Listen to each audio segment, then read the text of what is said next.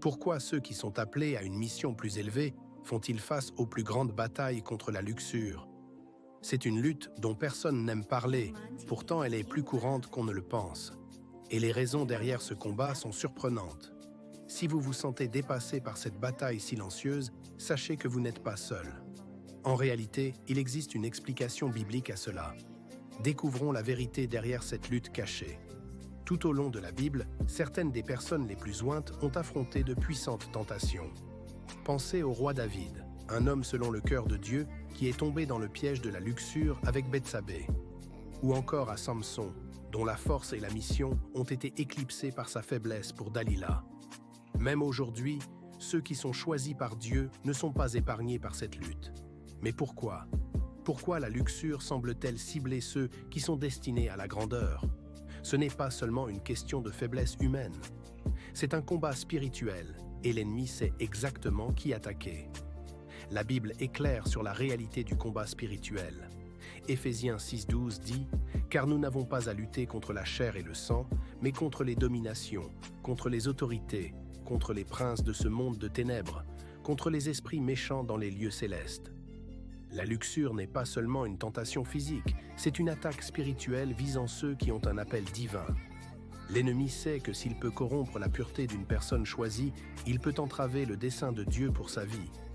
Mais pourquoi cette lutte est-elle si intense? Voici 5 raisons surprenantes. Une sensibilité spirituelle accrue rend la tentation plus forte. Être spirituellement doué signifie souvent avoir une conscience accrue, non seulement de la présence de Dieu, mais aussi des tactiques de l'ennemi.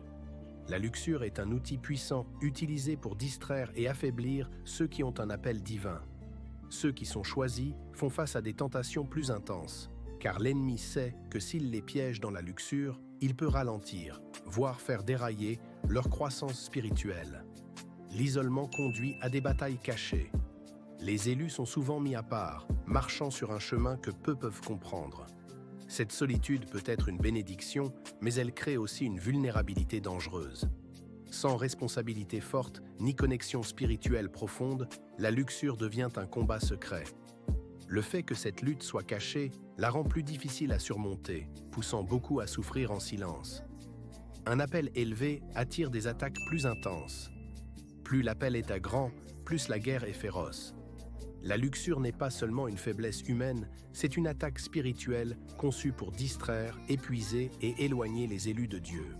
Beaucoup de grands leaders, prophètes et guerriers spirituels sont tombés parce qu'ils ont sous-estimé la puissance de ce combat. L'ennemi utilise la luxure comme un piège constant, sachant que même les plus forts peuvent être vaincus par leur propre chair.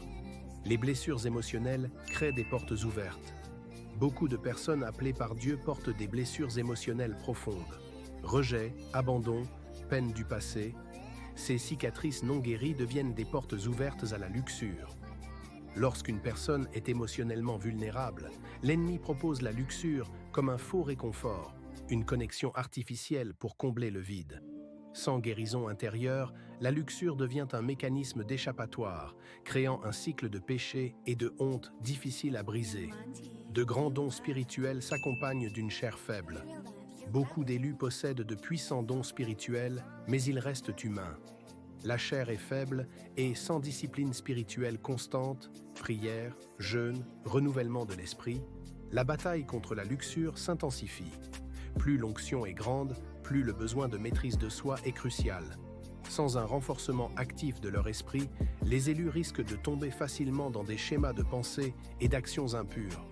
La luxure est un combat que beaucoup d'élus affrontent en secret. Mais la victoire est possible.